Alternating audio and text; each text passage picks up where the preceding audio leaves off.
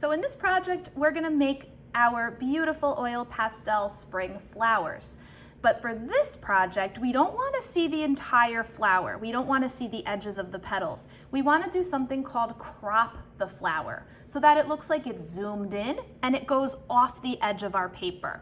So using a pencil, we're first gonna start out deciding where we want the center of our flower to be, and then we're gonna also design the petals.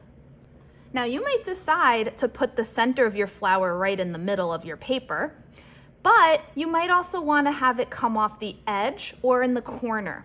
I think what I'm going to do is create the corner of my paper being the center of the flower. And you're going to draw really lightly because we're going to go over everything with some other art supplies. Once you have the center drawn, now remember we're zooming in, we want to see really big petals.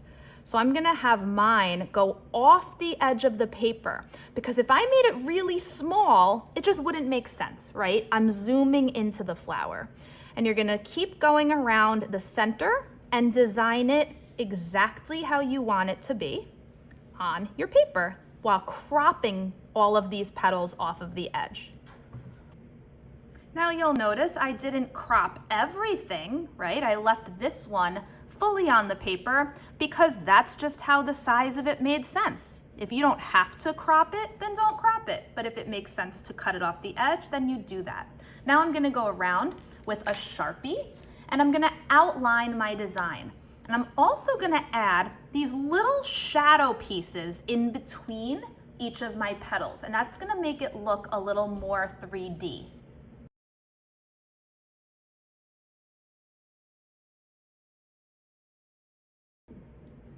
Okay, so I finished outlining. I added my little shadow pieces between the petals just to make it pop out a little more. And now I'm ready for the oil pastels. Now we're gonna be blending oil pastels to create a really nice smooth transition between the colors.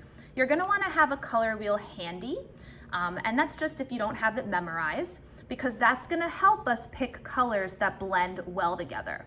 So any colors that are next to each other on the color wheel will blend really well. That's gonna help you with choosing for each of your petals and also for the inside of your flower. Now you really can start with the petals or the inside, but you do wanna make sure you pick a spot where you're not gonna have to lean on it for the rest of your project. So obviously you're gonna rotate your paper as needed, but as you know, oil pastels get a little messy and you just don't wanna lean on it when you're doing another spot. I'm gonna start with the middle of my flower. So the first thing I wanna do is think about my colors that I wanna start blending. Now you can just choose 2 colors if you want.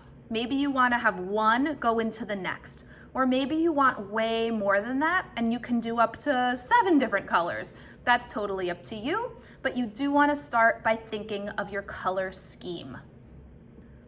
I think for the center of my flower, I'm gonna do like some kind of purple blue blend. So I think I'm gonna start out with the center part and work my way toward the petals. Now, I'm gonna start with this lighter purple, okay? And I'm gonna basically fill in where I want that purple section to be. And you're gonna notice that the edges of where I'm finishing that purple section are not a perfect line. That is so important when you blend with oil pastels. You do not wanna draw a circle around it. That's gonna not make it look realistic. I'm leaving that jagged edge around where I want my purple section to be, and that's gonna help it blend really easily with the next color.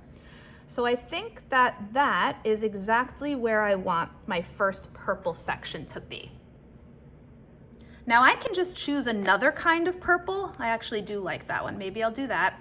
Or I can find purple on my color wheel and just choose something next to it. Any kind of red would be fine and any kind of blue would be fine. So I'm gonna go with this purple. Now, when you blend oil pastels, the key to this is to overlap right where you left off with the last color. And you can make it as thick or as thin as a section as you want. So I think I'm gonna make this one a little thin.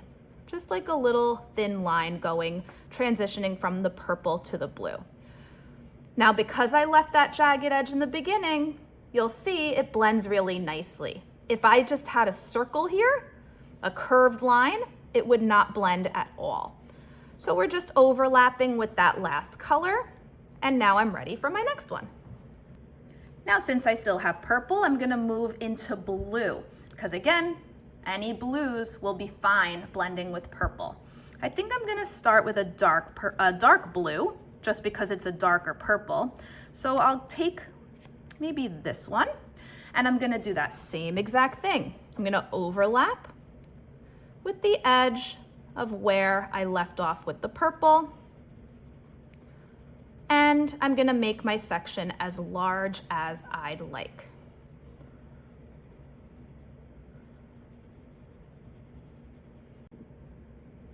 I decided to make a much thicker blue section, but I do want to show you a little trick. Obviously, those two purples blended really easily.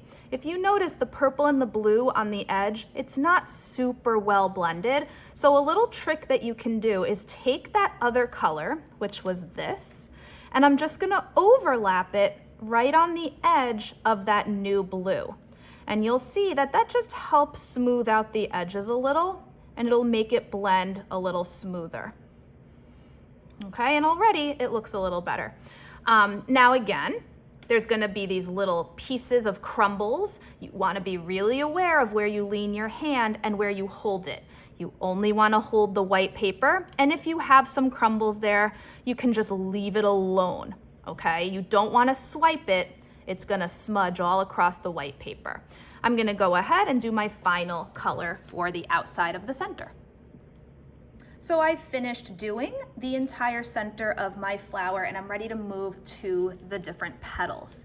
Now, you can make this not realistic. Maybe you want to make each one of these petals a totally different color combination, or maybe you want it to be a little more realistic. And if you do, you're going to pick your set of colors and you're going to just repeat it over and over on all of the petals that you have. And it's the same exact steps that I showed here, except you're going to go petal by petal to do your next combination.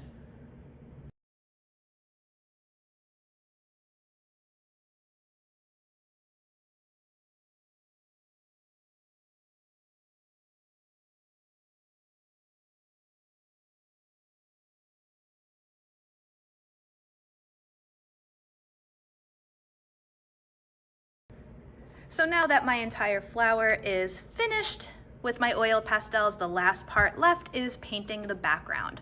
And the reason that watercolor paints work so well with oil pastel is because oil resists water. So even if I paint over that oil pastel a little bit, it's not gonna cover it because the oil pastel will pop through the paint.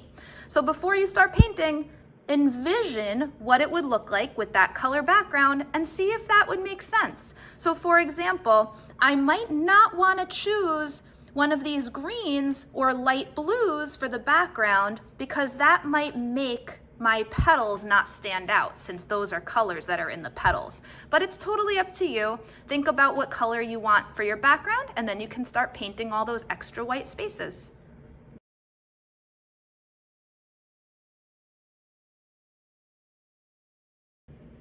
And there you have it, a beautiful, colorful flower, perfect for spring.